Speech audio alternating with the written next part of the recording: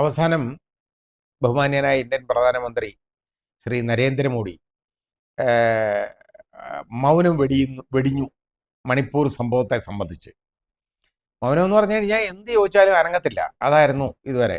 മൗനം വിദ്വാരഭൂഷണം, ആ രീതിയിൽ അടച്ചങ്ങിരിക്കും. ബാക്കി കാര്യങ്ങളെല്ലാം റെഡി, മൊത്തം ശരിയാക്കിയിട്ടിരിക്കുകയാണ്.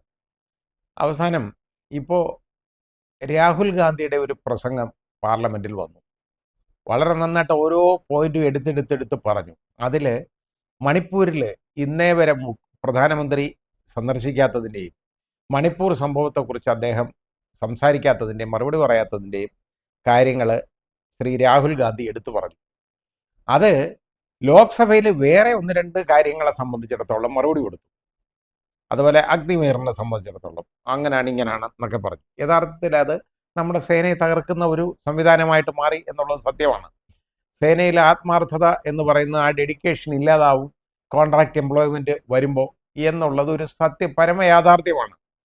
അപ്പോൾ മാത്രമല്ല, അവിടെ അതിൽ സ്ഥിരമായിട്ട് ഇരിക്കുന്ന ആളുകൾക്ക് പോലും അവരുടെ പോലും മനോവീര്യം തകർക്കുന്ന ഒരു നടപടിയായിപ്പോ എന്നുള്ളതും ശരിയാണ്.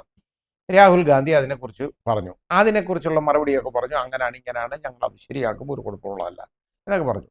ഇതേപോലെ ഒന്ന് രണ്ടെണ്ണമൊക്കെ പറഞ്ഞത് ഒരു ബാലൻ്റെ വിലാപം എന്നുള്ള രീതിയിലാണ് അദ്ദേഹം ഇപ്പോഴും അതിനെ ഒന്ന് നോക്കാൻ പോയത്. ഇത് ബാലൻ്റെ വിലാപമൊന്നും ആയിട്ട് കാണണ്ട. ഒരു ചെറുപ്പക്കാരൻ, ഊർജ്ജസ്വലനായ ഒരു ചെറുപ്പക്കാരൻ, അദ്ദേഹം നടത്തിയ പ്രഭാഷണമാണ് അവിടെ നമ്മൾ കേട്ടത്. രാജ്യത്തെ ഇളക്കി മറിച്ച ഒരു പ്രഭാഷണമാണ്. അതൊരു ബാലൻ്റെ വിലാപമൊന്നുമല്ല. പിന്നെ ഞാൻ ചോദിക്കട്ടെ, ബാലന്മാർക്ക് പറഞ്ഞൂടെ? ചെറുപ്പക്കാരൻ്റെ വോയിസിന് എന്താ കുഴപ്പം? ഇവിടെ വയസ്സന്മാർ മാത്രമാണോ ഭരിക്കേണ്ടത്? യുവരക്തം അതല്ലേ നമുക്ക് ആവശ്യമുള്ളത്? യുവാക്കളല്ലേ നമ്മുടെ നാട്ടിൻ്റെ ഏറ്റവും വലിയ ശക്തി എന്ന് പറയുന്നത് രാജ്യത്തിൻ്റെ. ഒരു യുവാവ് സംസാരിച്ചപ്പോൾ അതിനെ ആക്ഷേപിക്കുക എന്നുള്ളതല്ലാതെ അത് അയാളെ പറഞ്ഞത് എന്താണ് എന്നുള്ള കാര്യമല്ലേ എടുക്കണ്ടേ? ഇവിടെ മേശപ്പുറത്ത് അടി വാങ്ങിക്കാനായിട്ട് ഒച്ച അങ്ങോട്ട് കൂട്ടി മോഡുലേഷൻ മാറ്റിയും റെഡിയാക്കി ട്രെയിനിങ്ങും കഴിഞ്ഞ് വന്ന് റെഡിയാക്കി ഇതുപോലെ ഇന്ന് വിളിച്ചു പറഞ്ഞു കഴിഞ്ഞാൽ അതൊരു ബാലൻ്റെ വിലാപം ആയിട്ട് ആരും കരുതുന്നില്ല. ഒരു ചെറുപ്പക്കാരൻ നമ്മുടെ നാട്ടിലെ സംഭവങ്ങൾ യാഥാർത്ഥ്യത്തോടു കൂടി അവതരിപ്പിച്ച ഒരു പ്രസംഗമായിട്ടേ എനിക്ക് തോന്നിയുള്ളൂ. ഇനി എനിക്ക് വിവരമില്ലാത്തതുകൊണ്ടാണെന്ന് എനിക്കറിയില്ല. എനിക്ക് അങ്ങനെ മനസ്സിലായത്. ഏതായാലും മണിപ്പൂരിൻ്റെ കാര്യം പറഞ്ഞു. ലോക്സഭയിൽ അത് മിണ്ടാൻ തയ്യാറായില്ല. എന്നിട്ടും ഒന്നും വേണ്ടിയില്ല. കാരണം ഇതിന് മറുപടി ഇല്ല എന്ന് മനസ്സിലായി. അവസാനം എന്തുകൊണ്ട് അവിടെ പോകുന്നില്ല? അതിനടുത്തെല്ലാം പോയിട്ട് വരും. അങ്ങോട്ട് കയറത്തില്ല മണിപ്പൂരിൽ. കാരണം അവിടെ വെട്ടിനിരത്തൽ തീർന്നില്ല. ഇനി മുഴുവനായിട്ട് കംപ്ലീറ്റ് നിരത്തിയാൽ മാത്രമേ അവിടെ കയറാൻ പറ്റൂ. അത് ഈ വെട്ടിനിരത്തപ്പെട്ട ആളുകളുണ്ടല്ലോ, അവരുടെ ചില സംഘടനകൾ, മതസംഘടനകൾ ഒക്കെ പറഞ്ഞ് എന്തെന്നറിയോ, രണ്ട് ഗോത്രങ്ങൾ തമ്മിലുള്ള, ഇപ്പോൾ ക്രിസ്ത്യാനികളെ കൊന്നൊടുക്കിയതോ അവരുടെ വീട് തകർത്തതോ ഭവനങ്ങൾ തകർത്തതോ അല്ലാതെ പള്ളികൾ പൊളിച്ചോ ഒന്നുമല്ല പ്രശ്നം. പള്ളി കത്തിച്ചൊന്നുമല്ല. 350-ൽ പരം ആരാധനാലയങ്ങളാണ് അവിടെ തകർത്തത്. അതൊന്നുമല്ല പ്രശ്നം. അപ്പോൾ അവർക്ക് ഇപ്പം കിട്ടുന്ന എന്തെങ്കിലും എച്ചിൽ കഷ്ണം ഉണ്ടല്ലോ, എല്ലിൻ കഷ്ണങ്ങൾ, അത് വാങ്ങിയെടുക്കാൻ വേണ്ടി ഉള്ള ഒരു പണിയാണ്. അവർ പണ്ടും ചെയ്തിട്ടുള്ള ഒരു പണിയാണ്. അതുകൊണ്ട് ഗോത്രങ്ങൾ തമ്മിലുള്ള ബഹളം എന്നുള്ള അല്ലാതെ ഒന്നുമില്ല. അത് പ്രശ്നമൊന്നുമില്ല, ഒരു കുഴപ്പമില്ല. പണ്ടിലെ പോലീസ് സ്റ്റേഷനിൽ ഒരുത്തനെ പിടിച്ചോണ്ട് പോയി തിരിച്ചു വന്നപ്പോൾ ഒന്ന് നിന്നെ കൊണ്ടുപോയി അവർ ഉപദ്രവിക്കാൻ കാണിച്ചു. ഒന്നുമില്ല, എന്നാലും അവന്മാർക്ക് ഗുണം പിടിക്കത്തില്ല എന്ന് പറഞ്ഞ പോലെയുള്ളൂ. അതാണ് കാര്യം. ആ രീതിയിൽ നമ്മൾ കാണേണ്ട കാര്യങ്ങൾ ഇതൊക്കെയാണ്. ഈ രീതിയിലാണ് പോയിക്കൊണ്ടിരിക്കുന്നത്. അവസാനം ലോക്സഭയിൽ ഇതിനെ മറുപടി പറയാൻ പറ്റിയില്ല എന്ന് പറഞ്ഞാൽ അതിനുള്ള കഴിവില്ല. അതുകൊണ്ടാണ് അവസാനം തിരിച്ച് ഏതാണെന്നറിയാം, രാജ്യസഭയിൽ വന്നപ്പോൾ രാജ്യസഭയിൽ ഇതിനെക്കുറിച്ച് ഉള്ള ഞങ്ങളവിടെ അവസാനിപ്പിക്കാൻ പോവുകയാണ്. അവിടെ അങ്ങനെ ഇടപെട്ടുകൊണ്ടിരിക്കുന്നു. ഇങ്ങനെ ഇതുവരെ ഈ നാക്ക് എവിടായിരുന്നു? ഞങ്ങൾ ആരും കണ്ടില്ലല്ലോ. ഇതുവരെ ജനങ്ങളൊന്നും കണ്ടില്ലല്ലോ. നമ്മുടെ ബഹുമാനീയനായ പ്രധാനമന്ത്രി മനസ്സിലാക്കണം, ഇതൊക്കെ ജനങ്ങൾ ഇന്നത്തെ കാലത്ത് പണ്ടത്തത് പോലല്ല ഇത് കാണുന്നുണ്ട്. പണ്ട് നിങ്ങൾ ബാബറി മസ്ജിദ് പൊളിപ്പിച്ചതുപോലല്ല ഇത്.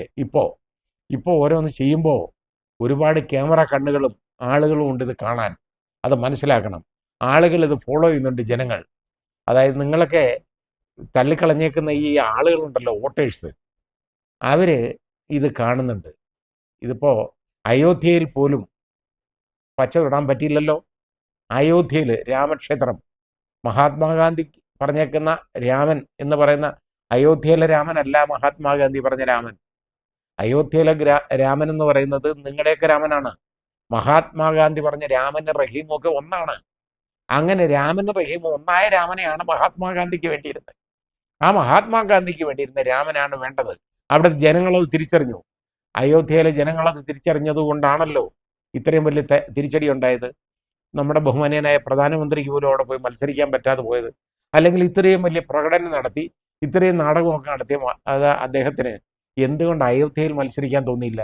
അദ്ദേഹത്തിന് മനസ്സിലായി അവിടെ മത്സരിച്ചാൽ വിവരം അറിയുമെന്നുള്ളത് കൊണ്ടാണ് പഴയ സ്ഥലത്തേക്ക് വീണ്ടും മടങ്ങിപ്പോയത്. ഇത് ഇവിടെ ഇപ്പോൾ നമ്മളിപ്പോൾ ഇത് കണ്ടത് രാജ്യസഭയിലെങ്കിലും നമ്മുടെ ബഹുമാന്യനായ പ്രധാനമന്ത്രി ഇതിനെക്കുറിച്ച് സംസാരിക്കാൻ ഇടയായത്, ആദ്യമായിട്ട് മൗനം ഭജിക്കാനിടയായതിൻ്റെ കാരണം ഇത് രാഹുൽ ഗാന്ധിയുടെ ലോക്സഭയിലെ പ്രസംഗം തന്നെയാണ്. അത് മാത്രമല്ല, രാഹുൽ ഗാന്ധിക്ക് ആ ഊർജം കൊടുത്തത് ഇന്ത്യ മുന്നണിയുടെ വിജയം തന്നെയാണ്. അപ്പോൾ ഇത് ഇന്ത്യ മുന്നണിയുടെ ഒരു വലിയ വിജയമാണ്. പ്രധാനമന്ത്രിയെ കൊണ്ട് ഇതിനകത്ത് സംസാരിപ്പിക്കാൻ പറ്റിയത് അത്രയും ഒരു വലിയ കാര്യമാണ്.